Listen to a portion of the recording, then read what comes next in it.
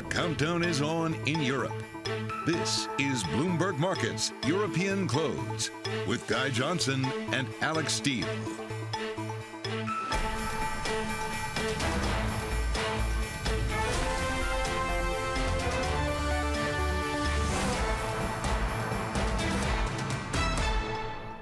Monday the 15th, 30 minutes to the close. What do you need to know out of Europe this hour? Let me tell you. Let's kick things off and talk about what is happening with COVID, because that is a major story. Actually, let's start with the Royal Dutch Shell story. Ditching the Dutch. Royal Dutch Shell is going to become Shell. It is going to leave the Netherlands. It's going to move its CEO to the UK. The Royal and the Dutch are both going. Now let's talk about COVID. Boris Johnson opens boosters to those in their 40s. Austria is imposing new restrictions on the unvaccinated. Ireland preparing to recommend working from home again. And Andrew Bailey, the governor of the Bank of England, within the last few minutes, has told MPs that he's, quote, very uneasy about the inflation situation. NPC member Michael Saunders says that unless rates go up, inflation will overshoot the Bank of England's target. Let's take a quick look at where we are with the markets. In some ways, quite an uninspiring day for equities, but we continue to creep higher. That's the message. We're up by another 0.2%. The stock 600 at 487. What is interesting as well is that the pound is now on the front foot, 134.31. We have generally today seen a stronger dollar. The euro in particular, Alex, very much under pressure. Yeah, and the dollar really popping here. So let's take a look at what's happening in the U.S. Let's just forget these for a second. Go here. Start with the Bloomberg Dollar Index, up by 0.1%. I mentioned it earlier, but UBS and HSBC, a dollar positive for 2022, potentially a stronger Fed and a better growth here in the U.S. Now, that all leading to the 30-year yield up 6 basis points. It's above now its 50-day moving average. We had the Empire manufacturing data that was up like 10 points more than expected. Super strong, and that triggered a sell-off in the long end of the bond market, yields pushing higher. Now, within the individual equity market, you have utilities, consumer staples, and financials leading the way. Obviously, financials because of the spike in the long end. But I did want to highlight two specific stocks. One is Oatly getting slammed after its earnings struggled there. That's down by about 18%. But the real interesting one is Arch Coal, down 6%, yet coal prices here in the U.S. at its highest level in 12 years. In fact, a lot of the coal suppliers are almost sold out for their supply for 2022. It just shows what's happening in the energy transition as we're crunching out of coal, but we still need it. And that tension is really surfacing everywhere and helping to underlie some of that inflation narrative that we're seeing, Guy. Absolutely. It was interesting to hear Janet Yellen talking over the weekend as well, talking about the fact that inflation won't come down until the pandemic is over. As we said at the top of the last hour, the pandemic is certainly not over here in Europe. We've got a fresh wave of COVID-19 infections sweeping across the continent, and at the moment it shows no sign of slowing. The UK, as a result, expanding its vaccine booster program, making shots available to people in their 40s. Here with the latest, Jonathan Tyrone in Vienna. Jonathan, where you are, they're putting restrictions on the unvaccinated. Ireland apparently tomorrow is going to recommend working from home again. What does Europe need to do to get a grip on the situation? Because the case numbers are starting to get alarming. Well, we're back to the prevention and containment strategy of COVID. In terms of prevention, you already alluded to the fact that countries are accelerating the booster shots. So the UK and in Cyprus, in Austria, they're vaccinating children now, and all the appointments are booked up for children.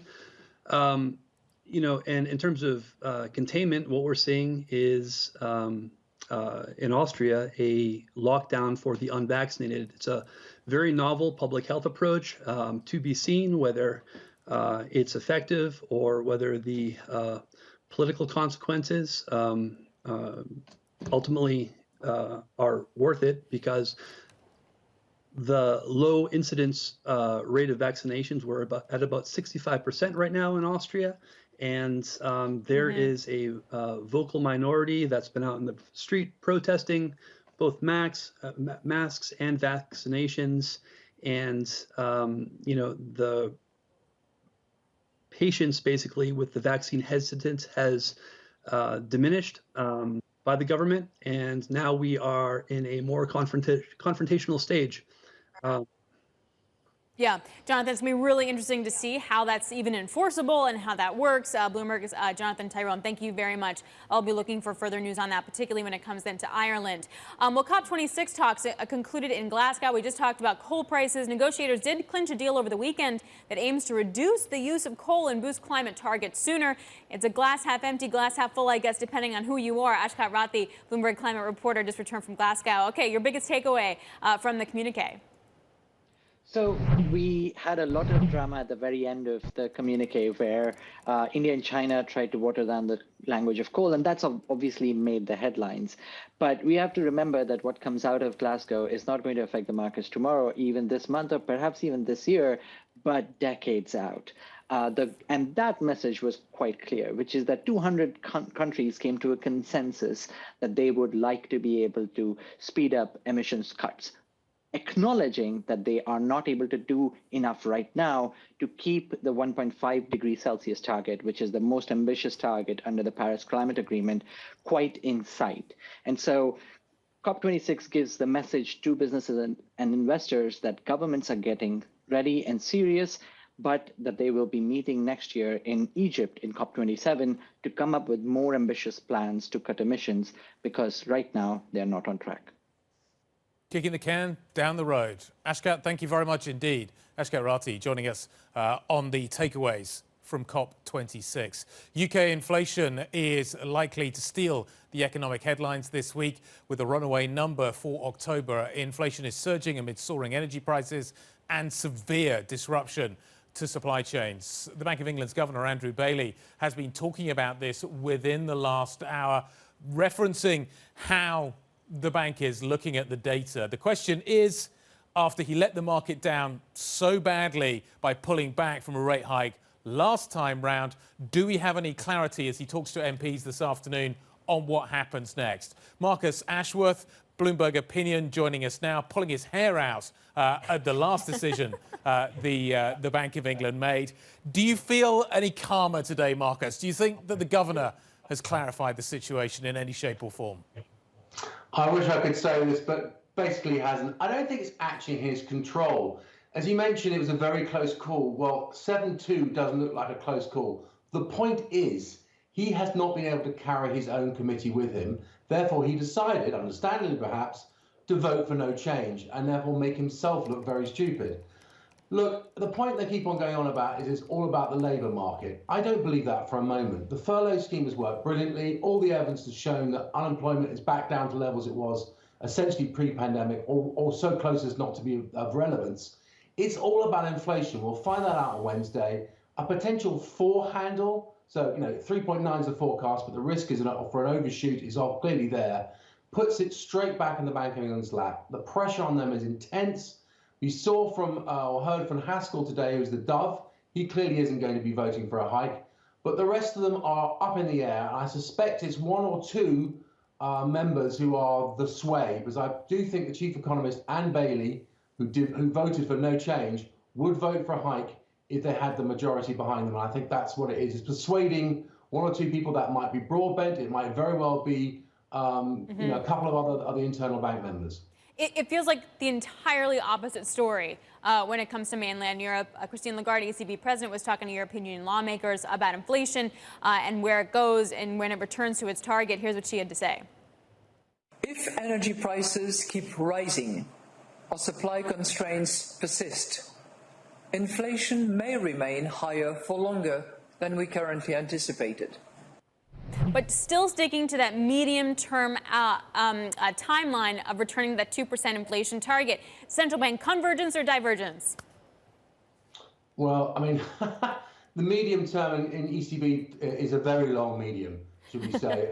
What she's done very skillfully is just talk about 2022, where she has hopefully played down any chance of any change really to ECB policy, and rightly so. There's no chance really that they should even look at doing anything. Yes, a couple of German bank CEOs have complained about the fact negative rates are still around. They would say that, wouldn't they? As far as the ECB is concerned, they want to do simply nothing for as long as possible. The pressure is very much on the Fed and really on the Bank of England much more. All right, Marcus, good to actually see you. Marcus Ashworth, Bloomberg opinion columnist. Thank you very much. All right, well, coming up, let's talk about the equity market in the backdrop of all the macro data. Europe is still excelling. Profit upgrades in Europe are still on the rise. Sharon Bell of Goldman Sachs says Europe represents good value versus the U.S. Bank of America says something different. We'll break all of that down. This is Bloomberg.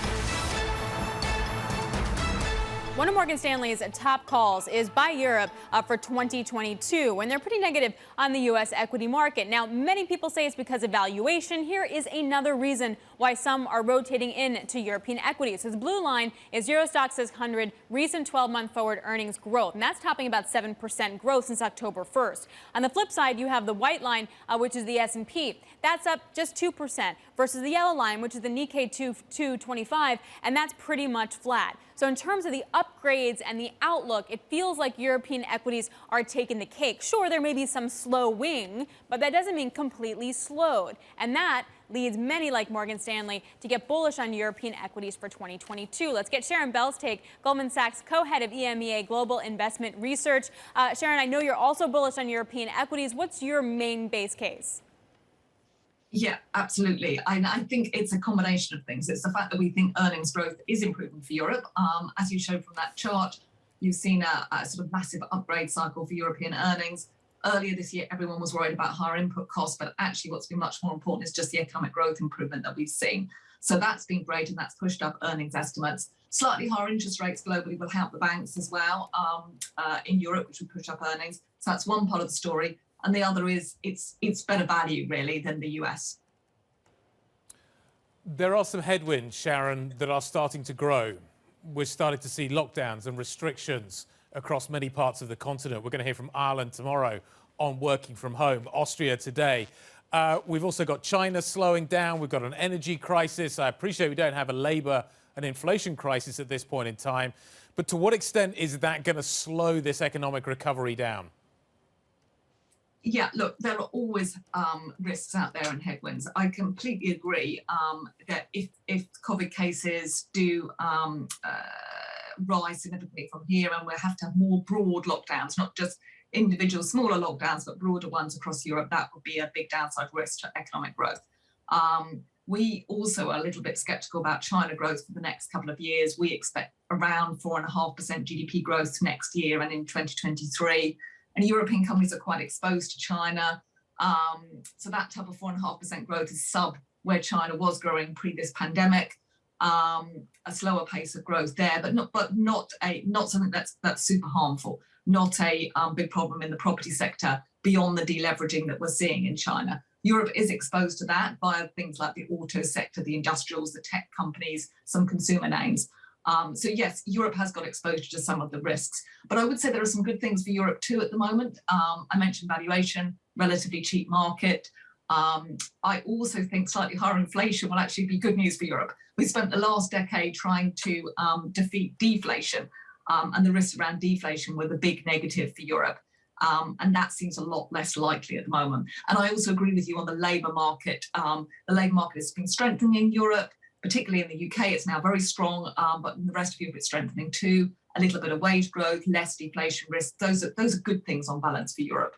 So, Sharon, just to go back to your point about China as well as COVID cases, right now you're looking at all those two risks, and it seems relatively manageable. If you got more worried, what is the rotation? Yeah, I agree. That is our conclusion, that we think that those risks are there. We don't deny it, but they're manageable. I think if you did see people downgrading, so in the summer we had some downgrades to economic growth. We downgraded pretty much all regions. Part of it was lingering COVID cases. Part of it was just a slowdown from the peak. I think you get another round of that, then I think you would see investors move a bit more defensively. And a bit more defensively would probably be out of markets like Europe and into the US, a slightly more defensive market in that sense, and into things like consumer staples, utilities, etc. So it would be a bit more of a defensive swing, more so than we expect, if you saw much weaker growth picture. Sharon, currency adjust all this for me. Where do I go next in my thinking about the currency factor? Euro dollar at session lows right now. We've got a 114 handle. I could just pull out one example. The CAC Quarante is up by 1% so far over the last 5 days. It is down, if you're a dollar investor, by 0.5%. How big a factor do you think the dollar strength is going to play in my returns if I'm a US investor? Yeah, so we find that about half of US investors hedge their currency exposure. So hopefully they're hedged and they're not super affected by it if the euro is falling versus the dollar. Half of them do take on the currency exposure as well when they invest in European shares. So yeah, if there is a view that the dollar rises strongly against European currencies, then if you're one of those half of US investors that is investing in Europe and perhaps takes on that currency risk, that would be a concern for you. That all being said, it's not our view that you see a big fall in the euro from here. We're expecting more of a flat euro versus the dollar over this next year. And that's because, albeit that we think the Fed will start raising rates in 2022, and it looks very unlikely the ECB will do so, as you discussed previous to the conversation with me, we still think that the reasonably good economic growth globally will mean people need less sort of safety and security in the dollar than they have been. Before I let you go, Sharon, I got to ask about the UK. We saw power prices in the UK soaring the second highest level on record today. At the same time, 60% of UK companies are now planning to raise their prices to recover from the supply chain cost increases. You can make the argument that household balance sheets are okay enough to withstand that. What is your base case for UK equities, and how long can consumers withstand that? Yeah, I mean, actually, funny enough, obviously, to the extent that you're getting CPI inflation, consumer inflation, it is because companies are passing on these higher input costs, etc. Now, I do think that the consumer is in a reasonably robust state in the UK. You mentioned household balance sheets are quite strong, but wage growth is reasonably good as well. So reasonable wage growth, reasonable employment. We get labour market data as well soon, and all of those things we expect to be reasonably robust. And those household balance sheets are strong. The housing market's been good as well. All those things in the mix mean that we think the UK consumer will be relatively robust. That all being said, you know, there are, of course, risks. And if you get a big, say, a cold winter that pushes up energy costs much, much further, that could hit particularly lower income households. So not everyone is immune, but I feel, again, it's one of these things that's manageable over the next few months. And as far as UK equities are concerned, they're trading on a very large discount to the US, to the rest of Europe. The relative valuation is sort of 30 or 40% discount to those markets, trading on a below average PE valuation, even though in real terms, interest rates are negative in the UK and elsewhere. So we feel that the UK market is very good value. The free cash flow yield in UK stocks is around 7%. And, you know, some of this reflects some of the concerns that you're talking about, that the UK is vulnerable to energy costs, to lots of other costs. And potentially higher interest rates. We'll see what happens with that. Sharon, great to talk. Thanks for your time. Always appreciate it. Sharon Bell of Goldman Sachs. Talking of the attractiveness of the UK market, Shell ditching the Dutch. Investors apparently liking the overhaul, sending shares higher today. We're going to re-domicile fully to the UK. The Royal is gone, the Dutch is gone, the Shell remains. What should we make of the remaining Shell? We'll find out next. This is Bloomberg.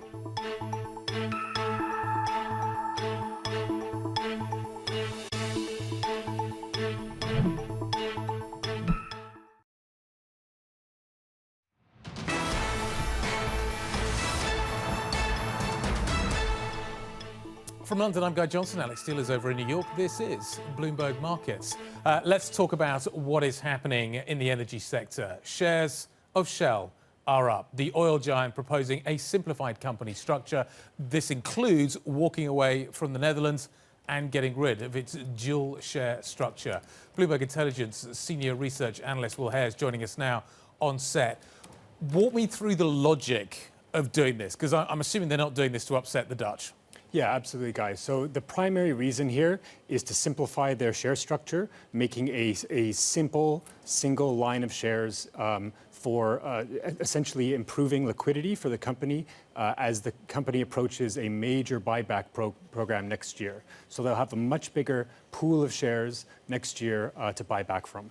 Okay, but Will, it's not totally not to punish the Dutch. I mean, after all, there was a court ruling that said that they had to move faster into alternative energy, which still stands. But I wonder how much that colored this process. Yeah, so that's a great question, Alex. There are certainly other elements and factors here in this decision. As you mentioned, there was a very high-profile loss of a climate lawsuit in a Dutch court earlier this year. There was also ABP, which is the Netherlands' largest pension fund, announced that they were divesting from fossil fuels, including Shell. They hold a 15 billion euro position in it. So while I don't think these were contributing reasons in isolation, I think you could definitely see that maybe they were contributing to a increasingly hostile business environment for Shell in the Netherlands. Can I draw a line between this and the Unilever story? Is there something about London that at the moment is attractive to this kind of company? I appreciate that Shell and Unilever are in very different businesses. I'm just trying to understand what it is about London right now that Shell finds attractive. You've laid out the reasons in terms of the sort of the pooling of shares, but nevertheless, like, London is littered with big resource companies. Is there an advantage in being with BP and Anglo American and all these other businesses listed here? So I think, well, so first of all, the listings aren't going to change. The Shell will remain listed in New York, London, and the Netherlands. But the actual, there will be no dual class structure anymore. Mm-hmm. And as far as London being an attractive jurisdiction, I see it just as a function of the history of the company being previously Anglo-Dutch and soon to be no more. Hey, Will, so quickly, does this do anything to fend off Dan Loeb, who wants to split up the companies? Yeah, so this is a great point. A couple weeks ago, we saw Third Point come out and urge Shell to break up its business. We wrote quite quickly that we thought this was a long shot. It was likely to be promptly dismissed by management. That was echoed by Shell CEO at 3Q earnings. And we think that there is an argument here for Shell's relative underperformance. We don't disagree with Dan Loeb there. However, the risks involved with breaking up a business this large are substantial, and particularly when the energy transition strategy of Shell is really predicated on keeping that integration of their businesses together. We think it's unlikely to succeed.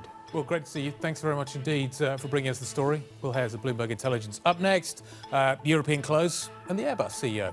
This is Bloomberg.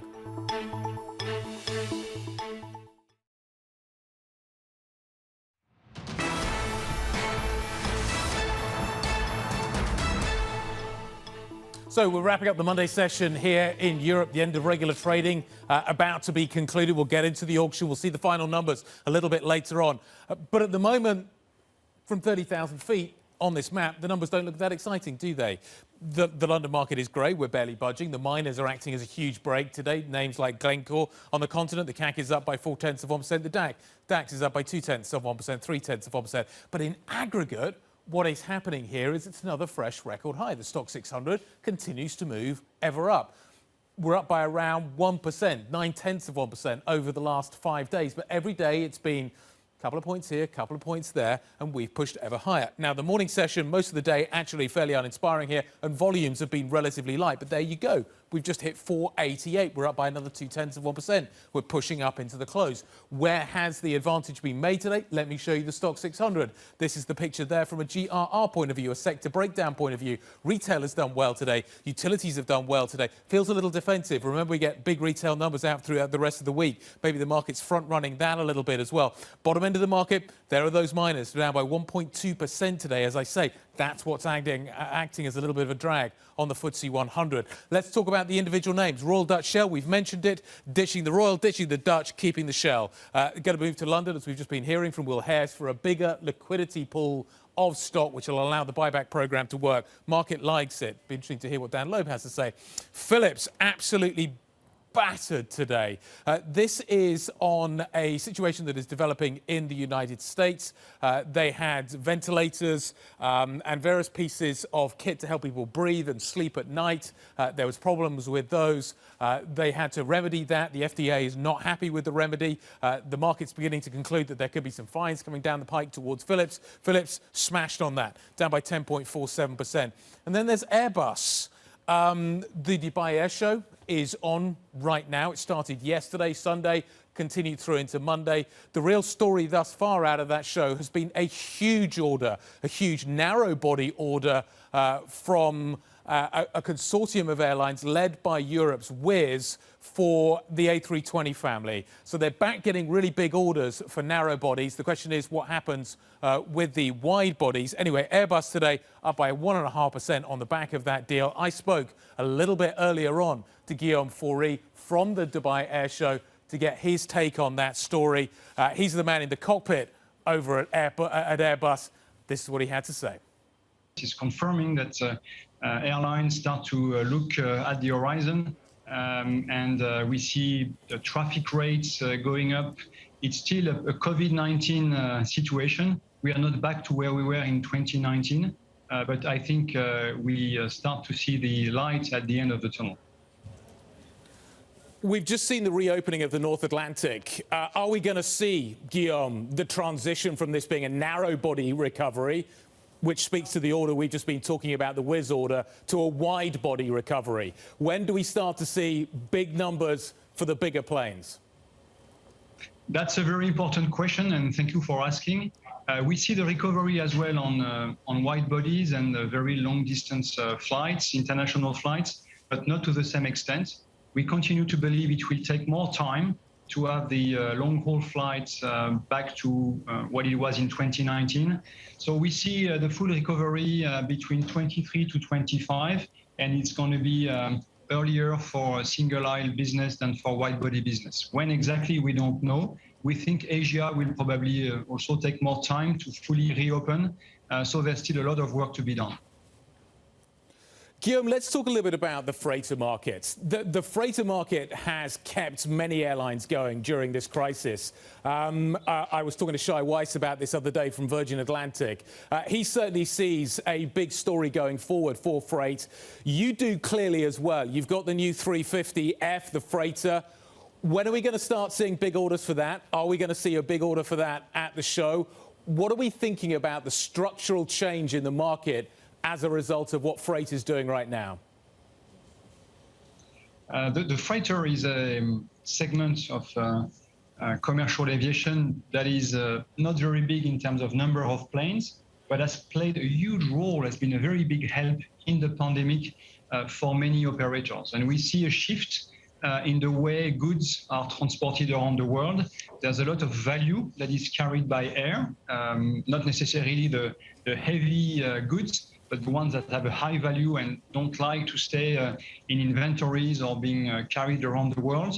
And we believe the cargo market will continue to expand. But there's also a structural change just ahead of us. There's a lot of old planes that need to be retired. Operators want to replace them by more fuel efficient and carbon neutral planes. And we see also the ICAO has put in place a regulation that will make those older planes not being able to be delivered 2028 onwards. So that's the moment where we come with the A350 freighter. That's a great platform for a cargo plane. It's going to enter into service in 25, and we'll see orders coming soon. At the show, after the show, we'll see. But obviously, we are in discussions for orders on that plane. That was my conversation alongside Tom McKenzie with Guillaume Faury, the CEO of Airbus, a little bit earlier, Alex, from the Dubai Air Show. There is this pivot taking place to freighters. You've seen what's happened with supply chains. They're certainly keen to take advantage of that. I wonder, though, whether the bigger piece of news actually in the aviation sector may come a little bit later. This Xi-Biden conversation, I wonder if that'll have a little impact on Boeing's prospects in China. Right, because isn't China, they haven't approved the 737 MAX to come back, right? But they seem to be close to approving it? Well, there was a hint earlier on today suggesting that that could be the case, and that would be absolutely huge for Boeing. Analysts have been really concerned that Boeing has not been able to take fully advantage of what is happening in China. The MAX, obviously, a huge headwind in terms of certification. I wonder whether the politics will start to change that. The Europeans have certainly fostered a better relationship with China in terms of trade over the last few years. I was also interested in you guys talking about the green planes, like hydrogen planes, whether that's freight or whether it's planes. And I always have to wonder who winds up paying for that. Like, did the customer orders have to happen, and like what kind of premium will the airliners be able to pay so Airbus can make them, or does Airbus have to just like make them and then sell them? They probably have to make them and then sell them. But I have to say, you think about what's happening in the world at the moment. Consumers are being squeezed on every single front. You think about what's happening in the airline sector at the moment. This is just here and now, and your point is a really valid one going forward. The cost of fuel is going up massively. So if you're United Airlines and you don't hedge, ultimately you've got to try and pass that cost on. The consumers are being squeezed at the gas pump. They're being squeezed at the grocery. Are they going to pay higher airfares, or is that going to start to eat into demand? It's going to be a really interesting question, who ultimately pays for this transition. I suspect the consumer will ultimately, but how it happens, I'm not entirely sure. Yeah, or does it have to come from subsidies for governments? But we're going to need those planes, and it's not like sustainable aviation fuel where you can just like sub it into the engine. Like, you need an entirely different plane. And I find how that is going to evolve to be very interesting. Well, SAFs you don't. Right, no, I'm hydrogen saying, but you do. for hydrogen you do. Yeah, but for SAF, you just put it right in. Yeah, but you've got to be able to produce the sustainable aviation fuel, the synthetic aviation fuel first. Yeah. That's where the problem lies at the moment. There just simply isn't the production capability to be able to produce that fuel. But that does help out Airbus, that does help out Boeing, because in the near term, airlines are going to need more efficient aeroplanes. More efficient aeroplanes means newer aeroplanes, which is good for their books. Yeah. Anyway, certainly a factor. It helped the CAC Courant out today massively, the Airbus story. So the CAC was up, these are the final numbers, by 0.5%. The DAX is up by 0.3%. Even the FTSE, it looks like, Alex, despite the best efforts of the mining stocks, actually managed to finish in positive territory. But they were a huge drag on the market today. Mining stocks certainly coming under pressure. Yeah, and I think when we'll follow that China story and the U.S. story in the next segment. So there are a high-stakes summit that's going to be taking place between President Xi and President Biden later on today. Expectations, though, are pretty low. We'll break down what to expect, what's at stake, and what does success actually look like with Amy Selico. Albright Stonebridge Group will be joining us next. This is Bloomberg.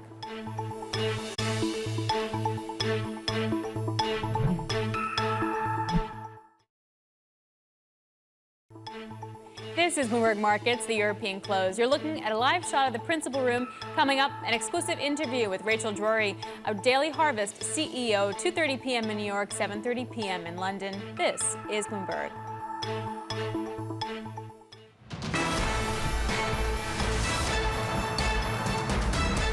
Let's check in on the Bloomberg First Word News. I'm Alex Steele. In the UK, police says an explosion in a taxi outside a hospital at Liverpool is being treated as terrorism.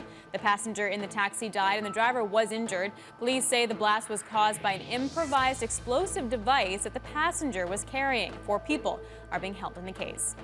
According to a new Bloomberg survey, British economists now expect the Bank of England to increase interest rates next month. That would make the UK the first major economy to lift borrowing costs since the pandemic. Shortages of workers are getting worse and driving up wages. The BOE is concerned that it could spread inflation across the economy. And the European Union has approved new sanction powers related to Belarus over the flow of migrants towards the bloc's eastern border. The president of Belarus, Alexander Lukashenko, is using thousands of migrants from Iraq, Syria, and other countries in what the EU calls a hybrid attack. He's also threatened to block the flow of natural gas from Russia to the EU. And that is your First Word News. Guy? Okay, let's talk about that meeting that we've already kind of referenced. President Biden, President Xi Jinping holding their first virtual summit a little bit later on today. It's expected to last several hours, we think around 3. Topics are going to range from the economy, of course, to Taiwan, sanctions, visas, maybe some trade. Amy Selico, Albright Stonebridge Group Principal and Head of China Practice, joining us now to discuss this. She was the Senior Director for China Affairs at the Office of the U.S. Trade Representative, USTR. Let's kind of think about where we are in this relationship. Is this a sort of relationship reset that we are seeing as a result of this call? I wouldn't go so far as to say that, Guy. I think both sides understand that the relationship is in very, very bad shape. And so potentially putting a floor under the continued deterioration of the relationship that we expect may happen in 2022 is the purpose of tonight's call. Just for the leaders to talk to one another, to reset a tone a little bit, reminding both sides that there are positive aspects of U.S. China relations. We haven't heard much about those recently. And so I think both of the leaders, like you said, this is going to be a long meeting, a lot of time to talk about areas of disagreement and level setting expectations for the relationship going forward. But coming out of it, we'll probably hear a few things that remind citizens in both countries that there are mutually beneficial areas of this very, very competitive relationship. Amy, it's Alex. It's really great to see you. It's been way too long.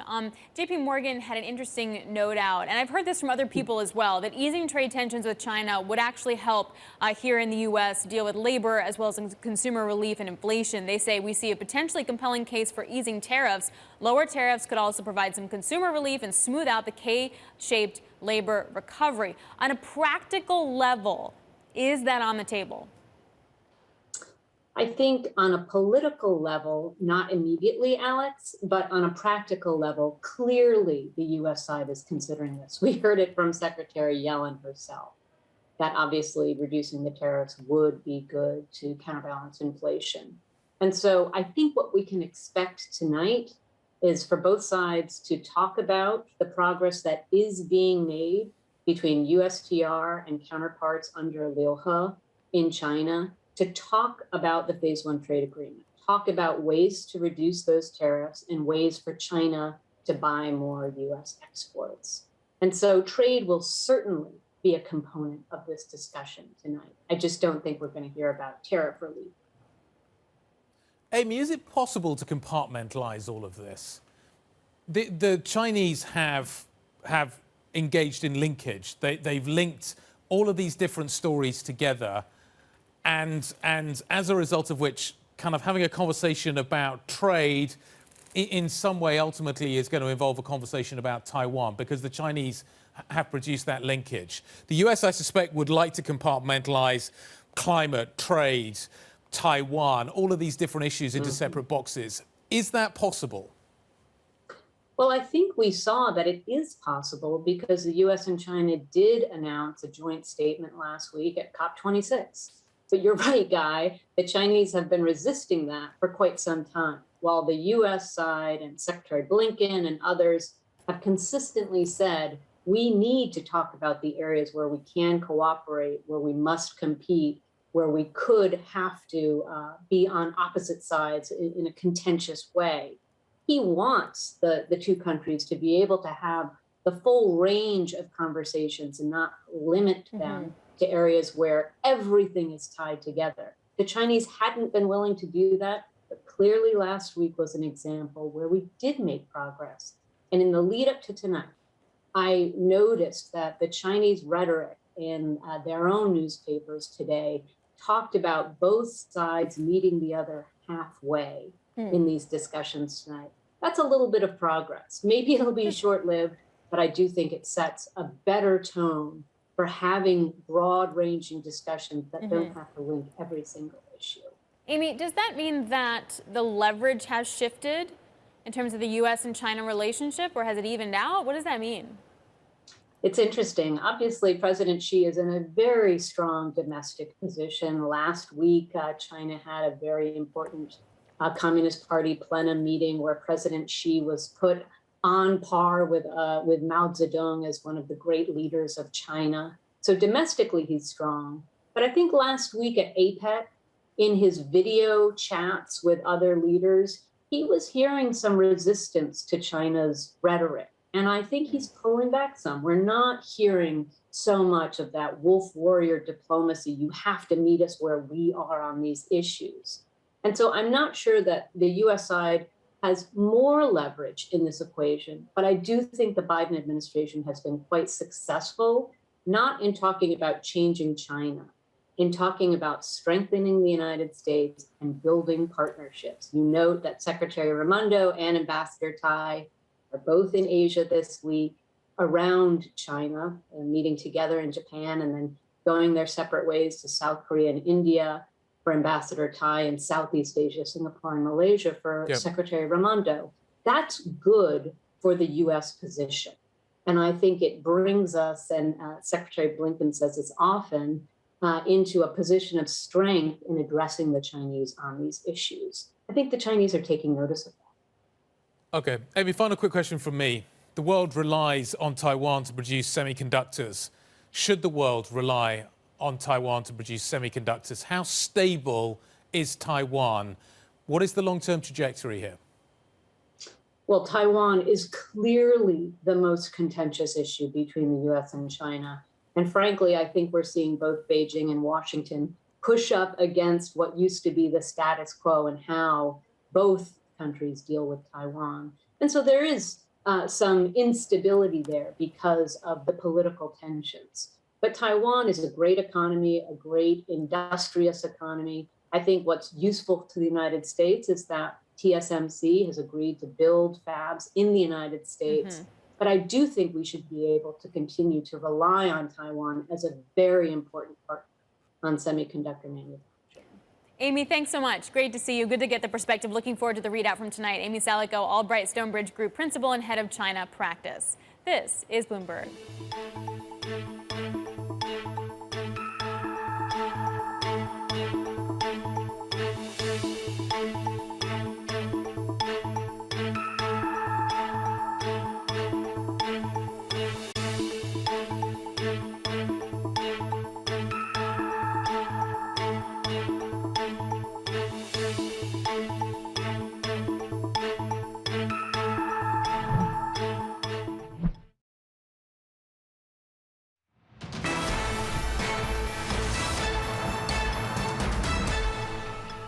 Time now for a Bloomberg Business Flash, a look at some of the biggest business stories in the news right now. I'm Alex Steele. Two big deals happening in the data center industry. You got KKR and Global Infrastructure Partners have agreed to buy an owner of Delta Centers Series 1. Now, the price is roughly $11.4 billion. At the same time, American Tower has agreed to buy data center real estate investment trust CoreSite Realty. That deal has an enterprise value of about $7.4 billion and represents a 2% premium to CoreSite's close on Friday. And big changes at Royal Dutch Shell. It's dropping the Dutch from its name. It will make the UK its headquarters. The energy giant is giving up its current dual share structure and walking away from the Netherlands, its home country for a century. Relations between Shell and the Netherlands have been getting worse, and the Dutch government says it was unpleasantly surprised by the announcement. No surprise there. Donald Trump's family-run business is selling the rights to its hotel in Washington, D.C. Bloomberg's learned that a Miami-based investment firm is in contract to buy the hotel lease for $375 million. It will be renamed the Waldorf Astoria and will be managed by Hilton. And that is your Bloomberg Business Flash. That's a fun story, Guy. I wonder how many other kind of stories like that we're going to see. But then again, as we go into 2024, maybe it's a different story. Well, yeah. Politics is changing, isn't it? Pretty rapidly in the United States, incredibly rapidly. Think about where we were just a year ago. Talking of that, the president's going to be signing his infrastructure bill into law this afternoon. That should be a huge moment for the president. Then he goes on and has that meeting we've just been discussing with the Chinese Premier Xi tonight. Looking forward to that. We're also going to get 13F filings, I suspect as a result of which we'll be spending a little time with Sonali Basak tomorrow. All right, and tomorrow we're also going to have U.S. retail sales. That's going to be fascinating. Plus, Walmart and Home Depot are kicking off a very big week of retail earnings. Did the consumer have any reaction to higher prices? Plus, we'll get the UK unemployment rate, and another big event of the week is the Bloomberg New Economy Forum. That's kicking off in Singapore. It's going to have over 700 of the world's most influential CEOs and leaders, visionaries, scientists, entrepreneurs, and they're going to focus on many different areas like finance, trade, climate, cities, and health. A big focus, obviously, is going to be the U.S. China relationship, Guy. That's going to be very fascinating. And here in the U.S., looking at 30-year yield, by the way, over 2%, first time since early November. I think in some ways it's fascinating that we've had this call between the two leaders set up for tonight. It couldn't be a better kind of talking point, starting point for that conversation that we're going to be having over the next few days in terms of the relationship between China, the United States, China, and Europe. It'll give us a kind of clear grounding as to kind of where that relationship is right now. Yep, very much looking forward to that. And paying attention to the rise in bond yields and the effect it's going to have on the markets as well here in the U.S. You're looking at stocks giving up all their gains. The Dow now slightly in positive territory, but the S&P off by 0.1%. That does it for me and Guy on TV. Coming up, Dr. Patrice Harris, former American Medical Association president, joins Balance of Power. And Guy and I headed to radio. This is Bloomberg.